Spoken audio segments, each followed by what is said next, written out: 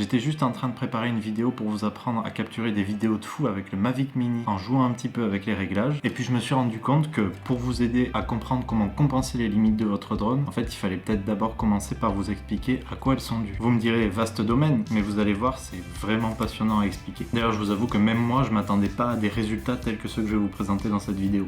Salut à tous, je m'appelle Vincent, je suis ingénieur le jour et vidéaste la nuit et vous allez ici entendre parler de ma passion pour la photo, la vidéo et les nouvelles technologies. Alors si ces sujets vous intéressent, n'hésitez pas à vous abonner juste en dessous de cette vidéo pour être sûr de ne pas manquer les suivantes. D'ailleurs au moment où je tourne cette vidéo, vous êtes déjà plus de 150 à vous être abonnés à ma chaîne et je trouve ça juste formidable. Ça démontre à quel point on est nombreux à partager cette passion et ça me donne vraiment envie de continuer à vous faire des vidéos super cool. Ok, donc il y a énormément de critères qui peuvent influencer sur la qualité vidéo d'une caméra. Que ce soit un drone, un smartphone, une caméra de cinéma, sinon ce serait facile, il n'y aurait qu'un seul modèle de caméra sur le marché au même prix et on aurait tous le même. C'est en réalité beaucoup plus riche que ça, mais si je devais à titre perso les regrouper dans des grandes catégories, je mettrais les conditions de capture, l'optique, le capteur et la science des couleurs de la caméra. D'ailleurs, dans la vidéo que je vous prépare sur le Mavic Mini, on va s'intéresser aux conditions de capture et au réglage du capteur. Et attention maintenant, c'est les 20 secondes scientifiques. Si vous ne savez pas ce que c'est qu'un capteur, c'est ce que vous voyez là. C'est un circuit électrique qui est sensible à la lumière et qui transforme la lumière qui pénètre dans votre caméra en un signal électrique que votre caméra va interpréter pour le transformer en image. Chaque caméra a son capteur. Il en existe de toutes les tailles, de toutes les formes, dans toutes les gammes de prix et il y a même des personnes qui sont prêtes à payer le prix d'une ou deux voitures de sport pour obtenir les meilleurs d'entre eux. Et c'est même pas une blague, c'est-à-dire que 80 à 90% des films qui sont récompensés chaque année aux Oscars pour la qualité de la vidéo ont été filmés avec la caméra qui s'appelle Arri Alexa. Et le pire, c'est que même si vous alliez chez Arri avec votre énorme portefeuille et que vous vouliez en acheter une, eh ben vous pourriez tout simplement pas. Elles ne sont disponibles qu'à la location et uniquement à l'achat pour les productions colossales. Et même en admettant que ce soit possible, il vous faudrait débourser entre 80 et 150 000 euros rien que pour le corps de la caméra, sans compter les objectifs ni les accessoires. Après, il faut dire que l'image qui sort de cette caméra-là est vraiment magnifique. Avec l'expérience, les gens arrivent même à reconnaître les images et les personnes peuvent vous dire d'un coup d'œil si un film a été tourné à la Arri ou avec une autre caméra. Alors c'est sûr, on a cette intuition que l'image est beaucoup plus belle que sur n'importe quelle autre caméra, comme un drone, un DSLR ou une petite caméra de cinéma, mais il y a des explications qui sont beaucoup plus scientifiques pour expliquer ce ressenti qu'on a. Et notamment ce qu'on appelle la plage dynamique, ou dynamic range en anglais, et qui est l'une de ses principales causes. La plage dynamique, c'est évidemment pas le seul facteur qui rentre en compte dans la qualification d'une caméra. Ceci dit, c'est un critère qui est majeur et c'est très instructif de l'étudier, et c'est pour ça que j'ai envie de rentrer plus dans le détail avec vous dans cette vidéo. La plage dynamique, pour faire simple, c'est l'écart maximal qui est capable d'enregistrer votre caméra entre les parties les plus sombres de l'image et les parties les plus claires de l'image. Et c'est vrai pour toutes les caméras en fait. Il y a un moment où votre caméra ne va plus être capable de différencier les couleurs claires et va n'enregistrer que du blanc. Et de la même manière, il y a un moment où l'image va être trop sombre pour qu'elle soit capable de différencier les couleurs et elle va tout transformer en noir absolu. Quand ça arrive, on dit que ces parties de l'image, que ce soit en blanc ou en noir, ont clippé. Et ce qui fait une belle vidéo au final, c'est d'avoir une grande plage dynamique, autrement dit, qui est le moins de zones possible dans l'image qui est clippée au moment du tournage. Peut-être que dit comme ça vous parle pas encore, mais pour illustrer autrement, c'est ce qui va permettre de capturer le début d'une scène dans une rue très lumineuse, de le terminer par exemple dans une voiture où la lumière est beaucoup plus faible sans qu'on remarque de zones toutes blanches ou toutes noires dans l'image, dans le ciel ou dans les ombres de la voiture. C'est ce qui va permettre de prendre une photo par une fenêtre sans avoir l'intérieur du logement tout noir ou l'extérieur du logement tout blanc, ou encore, et c'est ce qui va nous intéresser pour le drone, avoir un ciel qui ne soit pas tout blanc et à la fois un sol qui ne soit pas tout noir. La plage dynamique, ça se mesure avec une unité qui s'appelle le stop. Quand vous rajoutez un stop à une caméra, ça signifie qu'elle est capable d'enregistrer 2 fois plus de lumière sans clipper. D'ailleurs, si j'abaisse manuellement l'exposition de la vidéo que vous êtes en train de regarder de 2, 4 ou 6 stops, et ben vous voyez immédiatement la différence. Un petit calcul, si une caméra a 2 stops de plage dynamique en plus que sa concurrente, ça veut dire qu'elle sera capable d'enregistrer 4 fois plus de lumière sans clipper, 2 fois plus par stop. Pour vous donner un ordre de grandeur, on parle de HDR ou High Dynamic Range, grande plage dynamique, quand on commence à dépasser les 10 ou 11 stops sur sa caméra. Un smartphone, même les plus modernes, dépasse rarement les 9 stops et demi. Si on commence à partir sur du un petit peu plus haut de gamme avec la Blackmagic Pocket Cinema Camera 4K ou le Lumix G9, on est déjà à 12 stops. Pour les caméras les plus coûteuses, comme les RED qui coûtent entre 15 et 70 000 euros, le constructeur affiche 17 stops de plage dynamique, ce qui est énorme. Et quant au Saint Graal, la Arri Alexa dont je vous parlais tout à l'heure, elle en affiche 15. Alors, vous noterez, 15 c'est moins que 17 pour les RED. Ça nous renvoie à l'idée que la plage dynamique, même si c'est un indicateur majeur de la qualité d'une caméra, c'est vraiment pas le seul facteur déterminant.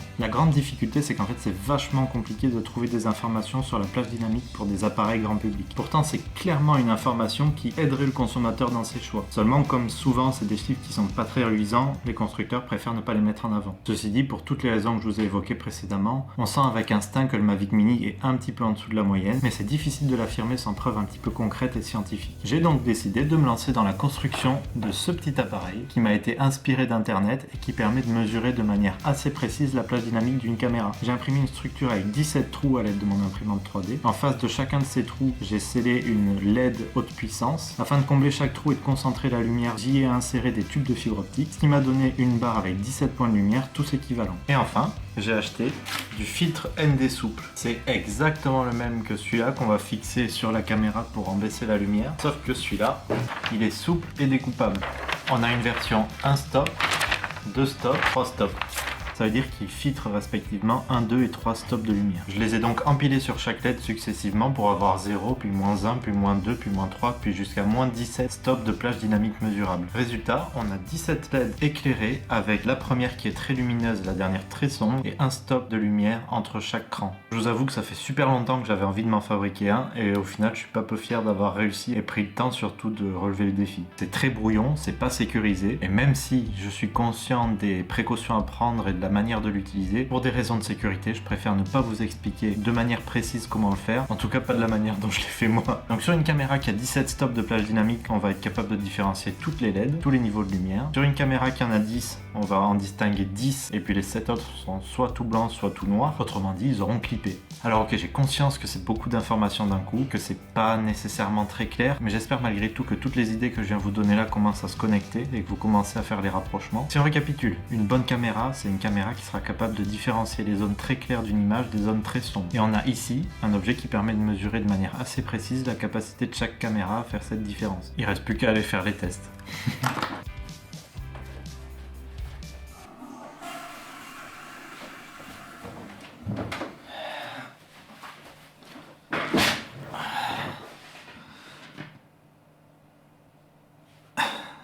Les mesures. Voilà, il me reste plus qu'à aller importer les plans dans DaVinci Resolve et puis on va voir ce que ça donne. Alors pour rien vous cacher, j'ai déjà fait des premiers petits tests même si je suis pas allé voir dans le logiciel et déjà là je m'attendais pas à avoir de tels résultats. Donc pour faire mes mesures, je suis allé me mettre dans le noir, j'ai allumé l'appareil et j'ai pris une courte portion de vidéo. Si vous vous rappelez de la première vidéo que j'ai publiée sur le Mavic Mini, je vous ai expliqué comment utiliser DaVinci Resolve et on a vu notamment les specs qui permettent de voir de gauche à droite de l'image le niveau de luminosité. D'ailleurs, si vous n'avez pas vu cette vidéo, je vous recommande vivement d'aller y jeter un coup d'œil. On avait vu qu'en haut du spectre, ce sont les parties de l'image qui clippent en blanc et en bas, ce sont les parties de l'image qui clippent en noir. Ok, j'ai terminé. Pour la Blackmagic 4K, on retrouve bien les 12 stops de plage dynamique affichés sur l'étiquette du constructeur. Vous voyez bien qu'on a 12 niveaux qui sont lisibles et puis les 5 derniers clippent soit dans le blanc, soit dans le noir. Concrètement, sur l'image, ils sont soit invisibles parce que la pièce est noire, soit tout blanc. Pour les autres, on distingue bien l'échelle de luminosité. Et du coup, avec les 12 stops, on a atteint les limites de la caméra, même si c'est clairement déjà super impressionnant. 12 stops de plage dynamique, on est bien dans le HDR. J'ai fait le test avec un iPhone XS Max et un smartphone Android milieu de gamme, le Orange Nubia. Voici les résultats. Et enfin, notre ami le Mavic Mini. Je m'attendais à trouver quelque chose d'à peu près dans la moyenne, du style 6 ou 7 stops de plage dynamique. Et j'ai d'ailleurs refait le test à plusieurs reprises pour en être sûr, et on a seulement 5 stops de plage dynamique enregistrés. C'est pas étonnant dans un sens, mais c'est extrêmement bas. Ce qu'il faut bien voir, c'est que c'est un drone qui est disponible dans le commerce entre 350 et 400 euros, et que pour ce tarif-là, il fallait être capable d'embarquer la caméra, plus le châssis, plus les moteurs, plus le logiciel. Encore une fois, l'idée c'est vraiment pas de dénigrer ce drone, qui est vraiment très bien, j'en suis propriétaire et je l'adore. Et je suis d'ailleurs convaincu que c'est un des meilleurs rapports qualité-prix sur le marché. On l'a comparé dans ce test-là à des caméras beaucoup plus haut de marché, beaucoup plus chères, ce qui explique une telle différence dans les résultats. Ceci dit, il faut quand même savoir rester objectif et on en revient au point de départ de ma vidéo. Ce qui ressort de ce test, c'est que le Mavic Mini n'est capable de différencier les zones d'une image n'ayant qu'un relativement faible écart de luminosité. Et c'est malheureusement rarement le cas quand on filme à la fois le ciel qui est très clair et le sol qui est plutôt sombre. Et c'est d'ailleurs ce qui justifie en grande partie un écart de prix si important avec des drones plus haut de gamme comme le Mavic 2 Pro, qui est capable d'enregistrer lui 12 stops de plage dynamique. Même si je m'attendais vraiment pas à des tels écarts dans les mesures quand j'ai préparé cette vidéo, le constat est là. Et il met bien en évidence qu'il est critique pour capturer de belles images avec le Mavic Mini, de bien choisir les conditions de capture niveau météo, de bien faire les réglages dans son application et le tout avant d'aller filmer. Et ça tombe bien, c'est exactement le sujet de ma prochaine vidéo que je suis en train de vous préparer. Alors si vous ne voulez pas la manquer, vous savez ce qu'il vous reste à faire. Abonnez-vous! Et voilà, c'est tout pour cette vidéo. Je suis super fier de l'avoir réalisée, d'avoir pris le temps de vous la tourner, parce que c'est un projet qui me tourne dans la tête depuis longtemps. Et puis surtout maintenant, j'aurai mon appareil qui va me permettre de mesurer la pulse dynamique de toutes les nouvelles caméras que j'aurai entre les mains. Et croyez-moi, j'y manquerai pas. Merci de l'avoir regardé, et puis on se dit à très vite pour une prochaine.